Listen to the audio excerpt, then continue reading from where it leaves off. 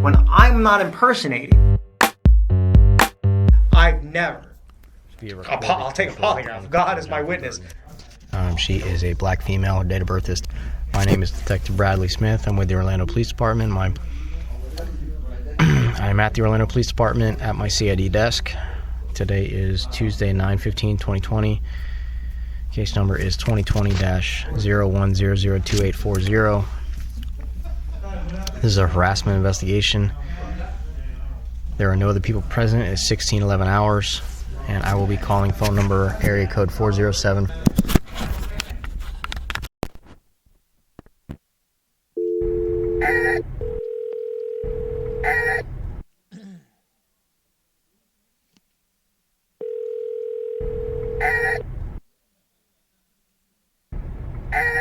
Hello? Hi, may I speak with Miss Burton, please? Yes. Hello. Hi. Hi, this is Detective Smith with the Orlando Police Department. Just returning your phone call. Yes. Hi. Go ahead. No, I was just calling to figure out how I can help. What's going on? No, I just, I know you spoke to Jeremy on Friday, and I heard that you guys had like not an intense conversation, but a conversation about something from the past with me and Jeremy. And I wasn't really even sure if you were the detective for my... I went ahead and just assumed that you were the detective for my complaint as well. I know you kind of explained to Jeremy that this is basically like a misdemeanor situation, possibly even just like a civil restraining order situation. And I spoke to, what's his name? Miss Scott? I think his name? Sergeant Massacott, sorry. Massacott. And he was just explaining to me, like, you know, what we would need to do as far as keeping a record of everything. Right. But yeah, when Jeremy told me that you wanted to speak to me, I said, okay, that's fine. And like I said, I know that you guys had some discussions about his, credibility. Credibility and the fact that he and I talk and the things that he's said in the past. Credibility. I didn't know if that was affecting the decision to move forward. Credibility. Well, you know, we still got to have the underlying crime. Right. You know, there's got to be like nothing that, you know, it's sort of his job to kind of provide that credibility to me. And, you know, based on the history that I've had with him and I had with you from the last time I dealt with you guys. I don't remember dealing with you. I don't remember talking to you, though. Okay. He had filed a police report a year ago about some text message that I don't know if I ever contacted you or not. So it was Officer Brian Chachowski or something like that. And I sent over, he said Jeremy said that I was stalking him. Jeremy was just mad because I broke up with him. We had just seen each other like 4 days prior to that. And so I sent over a bunch of text messages and showed him what Jeremy had been saying to me. And I didn't hear anything back from you all. Obviously that wasn't true because, you know, we're close today. So it was just Jeremy being upset. Right. And I didn't do anything with that case. Right. I specifically unfounded it because there was no crime that happened there. So. Right. And he may have been upset, but I wasn't able to substantiate a crime. That's probably the reason why I did not reach out to you. Okay. I didn't feel that there was a need to. Yeah. But as far as this situation and, you know, the dynamic that you and him and his wife have, you know, just kind of, it does in a way lend to the credibility of his claim, but that doesn't mean that I wouldn't investigate it if I believe that there was a crime being committed. So it just makes it hard to move past that when he's making all these claims that there's a guy on the internet that's harassing him and you're kind of mixed up in this. I mean, I know. How am I mixed in it? Are you claiming to be a victim here? Are you being harassed, or is it just him? No, I'm saying that I'm being harassed too. I don't understand when you say I'm claiming to be a victim. I did make a report, so. Okay. Yeah. Well, you are a complainant, and you're claiming to be a victim, so that's just Okay. the proper term that I'm using. So Okay. I wouldn't get hung up too much on that. It's just that the dynamic of everything that's going on here. I've watched the YouTube videos, and Right. there's just a lot of entertainment to it. And I was explaining to him that Mm-hmm. what people are doing here is entertainment. You know, I mean, he's been labeled as a police impersonator, and people pick up on that on the internet. And, you know, I mean, it's a YouTube video, and people make comments, and, you know, I mean, your information, I don't know if your information is public record, but his information is public record. Yeah, that's true. So, you know, and if you're living with him or you're working with him, I don't know what your status with him is now. I'm not living with him. No. Okay. Well, I don't know. Right, I understand. So, I mean, if I know that my sergeant. Wait a minute. My sergeant came in all this stuff. Is there any documentation that you have now? We have some screenshots and things like that, but no, I haven't gone, you know, in with like a notebook like he was telling me to do. I didn't go in and document every date and incident. Who are the That's screenshots something. from? What are the The screenshots? screenshots are just the things that he says about Jeremy, like calling him crazy, calling him a piece of shit. Things that are, it's not just him saying, okay, here are these, sorry, go ahead. Is he calling it to him like in a text message, or is it just on the internet, like he's posting it on the website? Oh, no. Yeah, we definitely, well, not we. He definitely gets a lot of crazy text messages from this person. I think he still has the screenshots of those. He gets voicemails, which he unfortunately deletes. I told him not to delete them, but he says that his box becomes full because he gets a lot of other crazy voicemails too from people. So yeah, those are things that he has, you know, for himself. And some phone calls, like I've gotten some weird phone calls. Those are things that we've screenshot, and I would have to go back and write everything out with times and dates.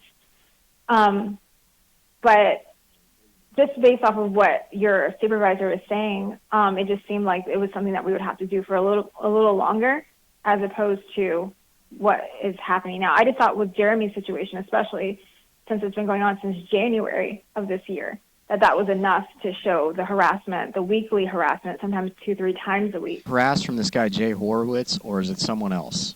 Oh, it's both. It's Jay Horowitz, and it's just his followers. How does Jay Horowitz have his phone number? Do they talk? Do they text back and forth? How They've talked before. Yeah, they've talked before. They've had conversations before. I don't know if I don't think they're friendly now, obviously. I don't think they're friendly now, but they've spoken before, yes. Okay, and one of the things that I told Jeremy is just stop talking to him.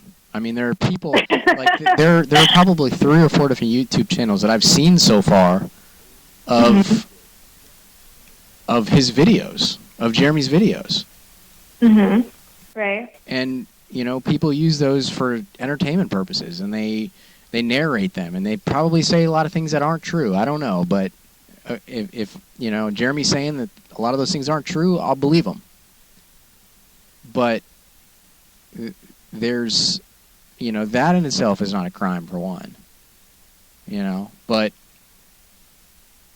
just stop engaging in that stuff. Is it not cyber stalking? I mean, I understand. Listen, I understand that because we've been talking to attorneys and stuff like that. So I know at some point that I know it's a civil situation, civil litigation. I understand, but it doesn't fall under cyber stalking. It's a very, very gray area with that, and I would say that if this guy is not directly messaging him through like Facebook or YouTube or anything like that, if he's just making a video and just saying things that aren't true, then I don't believe that it meets the threshold for cyber stalking. And especially when these, I've seen a couple videos where he's actually gone on to people's shows and talked about these things. I guess it's a YouTube video. Yeah, that was a mistake, but yes.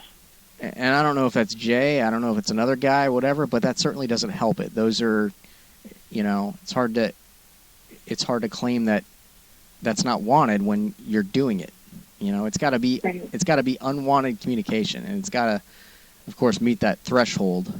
But Right. No, that was not Jay Horowitz. That was someone else who has another channel. I understand what you're saying. Right, and that's just, that stuff sticks around forever, you know. Yeah. So, you know, I would just recommend that, for one, don't do the things that, you know, got you in trouble before, and don't engage with these people when they reach out to you. You know, everybody wants a like on their YouTube video, and that's what this is all about. You know, and, you know, I'm not saying run and hide and all those things, but just do some things to protect yourself. Maybe get a new phone number, you know. Yeah. I mean, your address is public record. I think that, I don't know that there's anything you can do about that, especially if you own a home. But, you know. So did you reach out to Jay Horowitz, or are you just going to leave it alone? Because I think Jeremy said that he asked you not to reach out if it wasn't going to move forward. I have not. Because that would be. I don't know who he is. There's a bunch of Jay Horowitz is in the system, but I don't. If you told me who it was and how to reach out to him, and you wanted me to, I would. I would just tell you. I would just tell him to stop. But that might make it worse. Because just being told to stop is not enough. Right. And then the guy puts me on his YouTube channel, and he's saying that, you know, he received a call from, you know, the Orlando Police Department, and then that just creates more of an issue. So exactly. Oh, I understand. Well, I mean, we just wanted to try. The officer was there. We were making a report about a theft, and so when the officer was there, Jeremy just brought it up. He said, "Well, do you want to do the report against the YouTuber?" And I said, "Sure." And then the officer said, "Let's just do it online." So we just did it online, and that was it. Yeah, and I told him I'd find out. I think it was Detective Blondin who had that case, so I'll find out. Oh, they talked today. Yeah, and she wants the interview or the timestamp of when that person said that they stole the items when they were being interviewed by Orange County. So, yeah. Okay. Yeah. Well, you know, like I said to Jeremy, I don't know if you're engaging. It doesn't sound like you're engaging in this stuff, but no, just from what I've talked to Jeremy, and he seems like he's an alpha just like everybody else, and he's engaging in these things like you know, they're just control it. Right. And some things you just don't have control over. I would just ignore it. Exactly. I don't even watch the videos. I said, Jeremy, stop watching the videos. He'll send me screenshots of comments, and I'm like, Jeremy, stop reading the comments. I don't understand. Just stay away from it. But I guess it's harder when it's about you. Right. So. Right. And I mean, he's out there. Unfortunately, he's you know, he's an unpopular YouTube. I don't even know the term to use for it, but I mean, if you search for certain key terms, he pops up. So right. Yeah, I know. So I know. Well, I appreciate the phone call, and I understand there's not much we can do. We'll just keep doing what your supervisor said and what you said, and that's pretty much it. So. Right. Okay. You know, if you guys need anything, if it's an emergency, obviously, you know, if you need the police, dial 911. If you need to make a new report, you know how to do that. Yeah. So. Yeah. All right. All right. Thank you so much. Thank you, Ms. Burton. Bye-bye. All right. Bye. 1625. Huh? What the fuck is your problem? Anyways. Huh? Sergeant Steve Foster with Orange County Sheriff's Office. Pick that color out. Why, Mike? Stay on your horn. You got movers. Stay on your horn. Sergeant, get your lieutenant, please.